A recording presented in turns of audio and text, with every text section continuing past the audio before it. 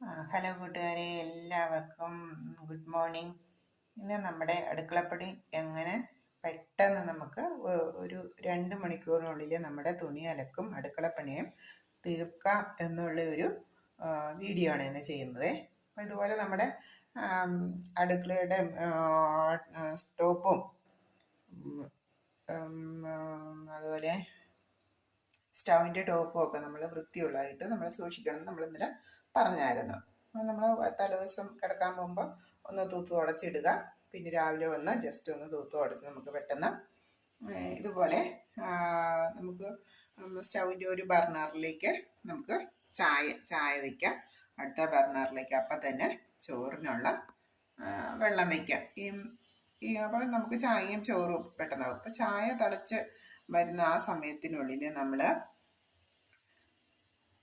അരി കഴുകിയിടാനുള്ളത് അരിയുടെ വെള്ളം എടുത്ത് വയ്ക്കുമ്പോൾ തന്നെ ഒരു പാത്രത്തിൽ ആവശ്യത്തിന് അരി അളന്നെടുത്ത് നമ്മൾ അരി ഒന്ന് കുതിർന്നതിന് വേണ്ടിയിട്ട്, അപ്പം ഭയങ്കര മായം ചേർന്ന അരിയാണല്ലോ നമുക്ക് കിട്ടുന്നത്. അപ്പോൾ ഒരു പാത്രത്തിൽ ഒന്ന് 2 കപ്പ് വെള്ളം ഒഴിച്ച് അരി ഒന്ന് ഇടുകയാണെങ്കിൽ നമ്മുടെ വെള്ളം ഒന്ന് ചൂടായി വരുമ്പോഴേക്കും നമുക്ക്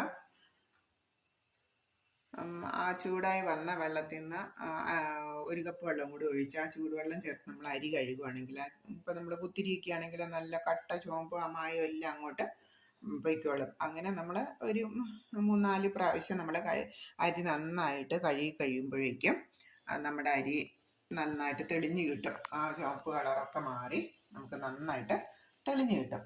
അങ്ങനെ തെളിഞ്ഞ് കിട്ടി കഴിയുമ്പോഴത്തേക്കും വെള്ളം നന്നായി ചൂടാകും. വെള്ളം നന്നായി ചൂടായിട്ട് നമ്മൾ അരി ഇടുകയാണെങ്കിൽ പെട്ടെന്ന് തന്നെ ചോറ് തിളച്ച് കിട്ടും. അങ്ങനെ ഒരു 3-4-5 ആവർത്തി തിളയ്ക്കുമ്പോഴേക്കും നമുക്കിതുപോലെ ഒരു റൈസ് കുക്കർ ഉണ്ടെങ്കിൽ നമുക്ക് അതിലേക്ക് എടുത്തു വെച്ചാൽ മതി. അപ്പോൾ ഒരു 3-4 പ്രാവശ്യം നന്നായിട്ട് തിളച്ച അരി ഈ റൈസ് കുക്കറിലേക്ക് എടുത്ത് വെച്ച് 2 മണിക്കൂർ കഴിഞ്ഞ് നമ്മൾ തിരിച്ചൊന്നുകൂടി സ്റ്റൗവിലേക്ക് വെച്ച് ഒന്ന് തിളപ്പിച്ച് വാർത്ത് കഴിഞ്ഞാൽ നല്ല സൂപ്പറായിട്ട് ചോറ് വെന്ത് കിട്ടും. അപ്പം ഈ അരി ഇങ്ങനെ എടുക്കുന്ന തിളച്ച് കിട്ടുന്ന ആ സമയത്ത് ആ ബർണർ ഫ്രീ ആയി. അപ്പം അരി തിളച്ച് വരുന്ന സമയത്തേക്ക് നമുക്ക് കറിക്ക് വേണ്ടത് നമ്മൾ അരിഞ്ഞ് വെക്കണം. ചാറ് കറിക്കും തോരൻ കറിക്കും ഉള്ളത് നമ്മൾ അരിഞ്ഞ് വെക്കണം. അപ്പോൾ അരി നമ്മൾ റൈസ് കുക്കറിലേക്ക് എടുത്ത് വയ്ക്കുമ്പോഴേക്കും നമുക്ക് ചാറ് കറിക്കുള്ളത് നമുക്ക് ആ ബർണറിലേക്ക് വെക്കാം. അങ്ങനെ ആ ചാറ് കറിക്കുള്ള കഷ്ണങ്ങൾ തിളച്ച് വെന്ത് കിട്ടുമ്പോഴേക്കും ആവശ്യത്തിനുള്ള തേങ്ങ ചിരകിയെടുത്ത് അരച്ചെടുത്ത് കഴിഞ്ഞാൽ ആ സമയം കൊണ്ട് തന്നെ നമുക്ക് ചാറുകറി റെഡിയാവും. പിന്നെ നമ്മൾ ചാറുകറി റെഡിയായി വാങ്ങുന്ന ആ ബർണറിലേക്ക്, അല്ലെങ്കിൽ ചായ വാങ്ങുന്ന ആ ബർണറിലേക്ക് നമുക്ക് കാപ്പിയുടെ കാര്യങ്ങൾ